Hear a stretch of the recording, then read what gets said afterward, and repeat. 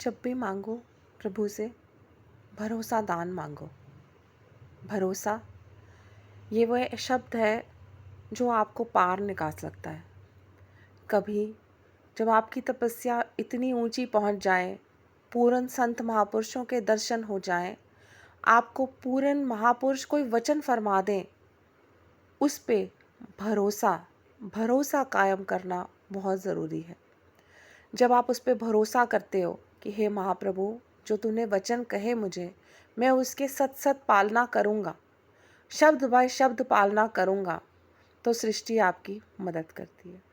जब हम में भरोसा ही नहीं होता, हम जैसे दास उस टाइम पे डोल जाएं और शब्दों पर अमल ना रहते हुए अपनी लड़ाई खुद करने चले जाएं, तो वह गलत हो जाता है।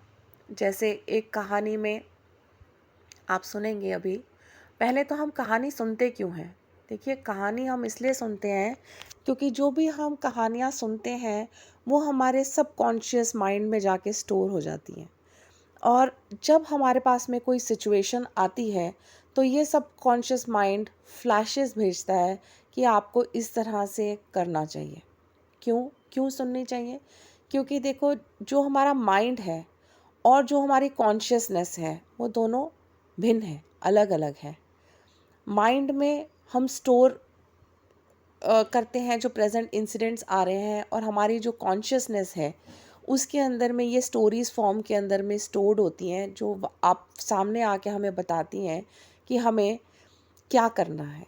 रिएक्ट तो बिल्कुल नहीं करना चाहिए, हर सिचुएशन पे रिस्पॉन्स करना चाहिए। रिस्पॉन्स भी कैसे करना है वो आपको, जब हमारे चित्त में ये कहानियाँ स्टोर्ड होती हैं तो ये सामने आती हैं। तभी कहते हैं ना, सत्संग में बहुत जाना चाहिए, क्योंकि सत्संग के बीच में कोई ना कोई आपको ऐसी कहानी बता दी जाती है या ऐसे शब्द बता दिए जाते हैं जिससे आपका मन बदल सकता है।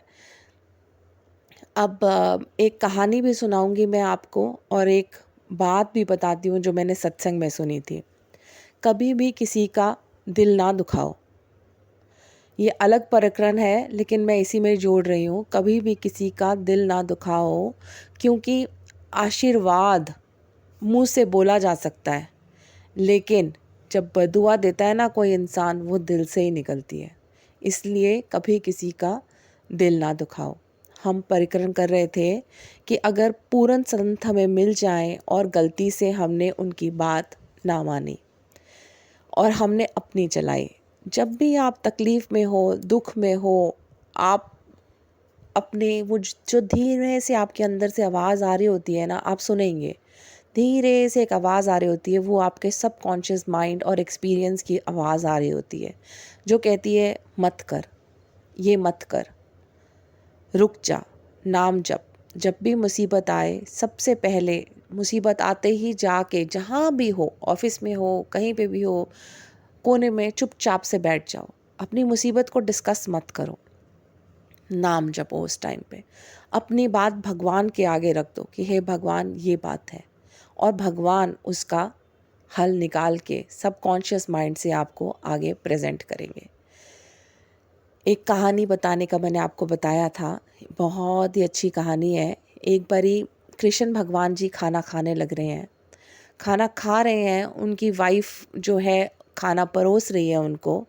तो जैसे ही वो खाना खाने के लिए आगे अपना बढ़ते हैं, तो उतने में ही उनको पता चलता है कि उनके भगत के ऊपर में कोई मुसीबत आ गई है। भगत के ऊपर मुसीबत आए और भगवान उसका निवारण ना करें, ऐसा नहीं होता।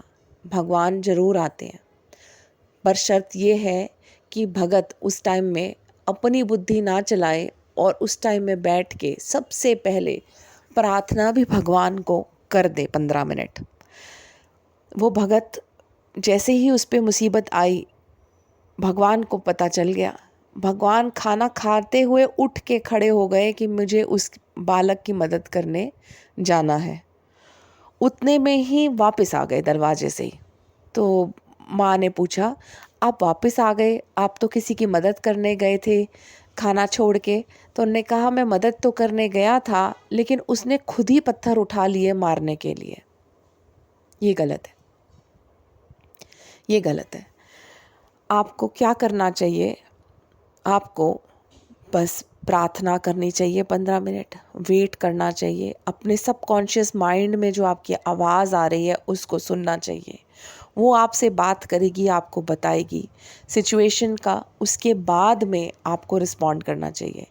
जब आप गुस्सा कर देते हो तो होगा क्या, गुस्सा करने से जो आपकी एनर्जी लेवल है, जो आपका फ्रीक्वेंसी का लेवल है, आप उससे डिप्लीट हो जाओगे, आप नीचे आ जाओगे।